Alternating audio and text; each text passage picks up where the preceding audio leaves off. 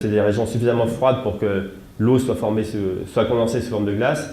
Donc ces objets vont être expulsés pour une bonne partie définitivement hors du système solaire et pour une autre partie vont rester liés gravitationnellement au Soleil et former donc le nuage de Oort. Alors probablement ce qu'on appelle le nuage de Oort interne, c'est-à-dire environ 10 000 unités astronomiques du Soleil. Pourquoi on parle de nuage de Oort interne? Parce qu'il se passe, d'ailleurs c'est les dernières évolutions des modèles qui nous disent que le Soleil s'est probablement formé dans un amas d'étoiles, donc les étoiles étaient plus proches du Soleil qu'elles le sont maintenant. Donc à la distance actuelle du nuage de Oort, c'était trop instable, c'était probablement déjà au niveau des étoiles suivantes.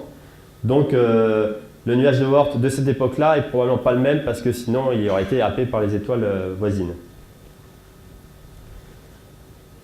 Qu'est-ce qui se passe ensuite? Donc pendant, je dirais, peut-être 700 millions d'années, on va assister à une période plus calme. Ceci dit, il y a encore beaucoup d'objets qui voyagent donc, au voisinage de ces planètes. Donc je veux dire, le nuage de Oort ne s'est pas formé instantanément. Hein. Mais pour les objets qui ne sont pas définitivement perdus, qui ne sont pas allés alimenter le nuage de Oort, certains aussi tombent vers les planètes internes.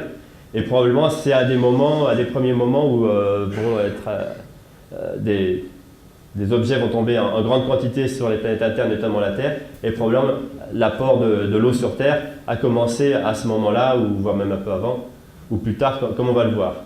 Mais bon, à cette époque-là, donc jusqu'à 700 millions d'années, on a encore un système solaire relativement compact et relativement massif.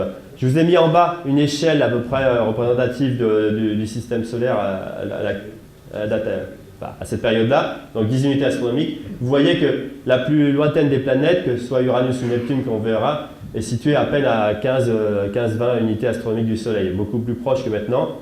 Et ce qu'on appelle maintenant, pour ce qu'il en reste de la Saturne de Kuiper, qui est cet ensemble d'objets glacés, que j'ai représenté un peu en bleu là-dessus, qui sont au-delà de Neptune, cette Saturne est beaucoup plus massive qu'elle est maintenant. À cette époque-là, on compte plus de 30 fois la masse de la Terre dans ce vestige en fait, de la formation du système solaire. Et également, la Saturne d'astéroïdes, entre Mars et Jupiter, est elle-même beaucoup plus massive que maintenant. Alors qu'est-ce qui se passe? Donc je vous mettais qu'il y a une migration lente de Jupiter et Saturne vers l'extérieur, jusqu'à ce qu'on arrive à cette fameuse résonance de 1.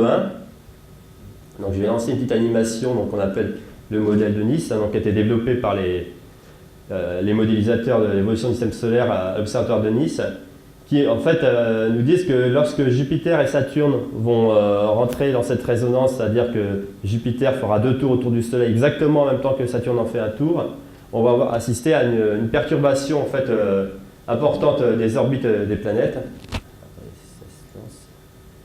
Un petit peu lent. Et ce qui va se passer, c'est que l'alignement de Jupiter et Saturne se répétant régulièrement exactement dans la même direction, on peut imaginer que sur les planètes qui sont plus à l'extérieur, donc Uranus, Neptune, ça va perturber de manière très notable leurs orbites. Et vous allez voir ce qui se passe dans cette simulation. Donc dans cette simulation, qui est une des simulations, plusieurs simulations ne donnent pas exactement le même résultat, ce qui va se passer, ça va être au bout de 800-900 millions d'années. Bon, c'est un ordre de grandeur.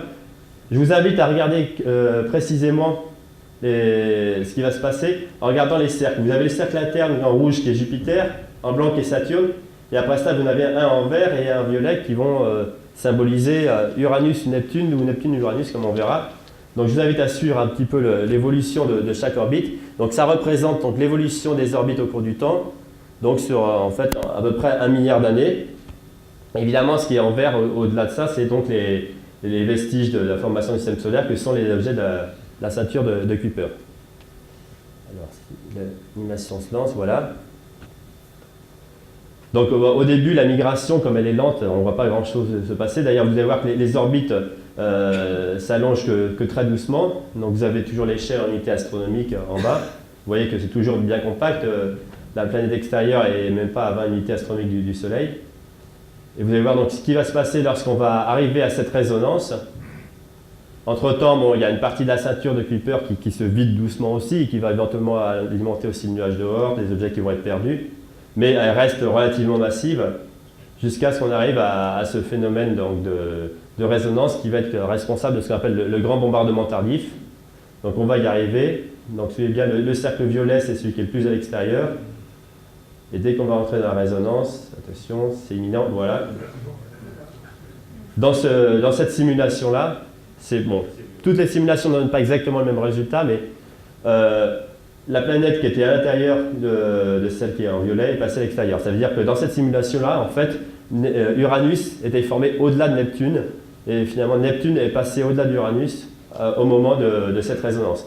Et ce que vous voyez au passage, évidemment, c'est que la ceinture de Kuiper a perdu la majeure partie de sa masse.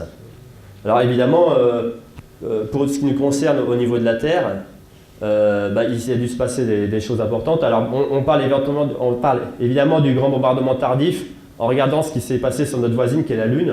Donc vous avez certainement déjà vu la Lune et ces grands bassins qui ont été remplis par la suite de magma qui forment les mers lunaires. Mais ces grands bassins ont été formés par des gros impacts en très grand nombre qui sont passés donc à peu près à 800 millions d'années, à 1 milliard d'années après la formation du système solaire. Alors on a pu estimer que la quantité de matière qui est tombée sur la Lune, vous voyez, en venant de la ceinture de Kuiper, ça fait donc un 10 millième de la masse de la Lune, ce qui est quand même considérable. Et sur la Terre, ça fait même 3 millièmes de masse lunaire d'objets qui tombent sur Terre. Alors, si tous ces objets-là viennent de la ceinture de Kuiper, viennent donc de cette ceinture au-delà de Neptune, ça pourrait représenter donc, une estimation 10% de la masse des océans. Alors, je dois vous avouer que ça, c'est le résultat des simulations des spécialistes de la dynamique du système solaire. Mais évidemment, ils se recalent un peu aussi sur les observations. Donc, je vous parlerai après ça donc, de ce qu'on observe sur les comètes et sur l'origine des comètes. Quand on dit 10%, un modèle peut donner 50%, un modèle peut donner 3%. Donc, ça n'exclut pas que les océans terrestres aient été formés à ce moment-là. Mais plus probablement, ils sont formés avant. Mais en tout cas, vous voyez que 90% de la ceinture d'astéroïdes et 99,6% de la ceinture de Kuiper ont été perdus à ce moment-là, ce qui explique actuellement on ait si peu de masse, par exemple, au-delà de Neptune. Et après ça, je ne vais pas vous parler très longuement des 3,7 milliards d'années suivantes. Il ne s'est pas passé grand-chose, donc en fait le bombardement a considérablement diminué sur les planètes, puisque la plupart d'ailleurs de ces objets ont été perdus à ce moment-là. Et comme vous savez, c'est à peu près il y a 3,8 milliards d'années que la vie est apparue sur Terre. Et voilà à peu près le système solaire tel qu'il est actuellement. Et comme vous voyez, donc, les orbites sont beaucoup plus éloignées qu'avant cette période du bombardement tardif. Alors là, je vous montrais donc la ceinture de Kuiper qui est au-delà de Neptune, qui reste néanmoins pour nous un réservoir d'objets glacés datant de la formation du système solaire. Mais tous ceux qui ont été éjectés beaucoup plus loin, dont je vous parlais, qui sont allés former le nuage de Oort, qui actuellement est à environ 40 000 unités astronomiques du Soleil, ce qui représente un peu moins d'une année-lumière. Donc évidemment, c'est quand même pas mal plus proche que l'étoile voisine, mais c'est un petit peu, je dirais, la limite physique maximum du système solaire, au-delà de laquelle donc, l'influence de la gravité du Soleil ne permet plus de dominer les influences de la gravité des étoiles voisines et puis d'autres phénomènes comme les marées galactiques. Donc voilà où on en est maintenant. Maintenant, je vais vous parler plus spécifiquement de comètes. Donc ça, c'est pour nous les deux réservoirs actuels de comètes, soit le nuage de Oort, qui est situé donc à une très grande distance, ou la ceinture de Kuiper, au-delà de Neptune. Alors évidemment, ces objets sont là-bas depuis quasiment 4,5 milliards d'années, mais ce qui nous intéresse, c'est quand on peut les étudier de plus près. Et par chance, ces objets, après perturbation par une étoile voisine quand c'est le nuage de Oort ou par Neptune ou d'autres planètes, arrivent à avoir des trajectoires qui les amènent beaucoup plus près du Soleil et à développer le phénomène de comète, bien connu, lorsque les glaces vont se mettre à sublimer du fait qu'elles se rapprochent du Soleil. Alors donc on a deux types de comètes. Il y a les comètes qui viennent du nuage de Oort, qui ont pour principale caractéristique de voyager sur des orbites d'inclinaison quelconque. Elles viennent d'en haut, d'en bas, de la droite, de la gauche, parce que comme vous avez vu, le nuage de Oort, en gros, il est plus ou moins sphérique.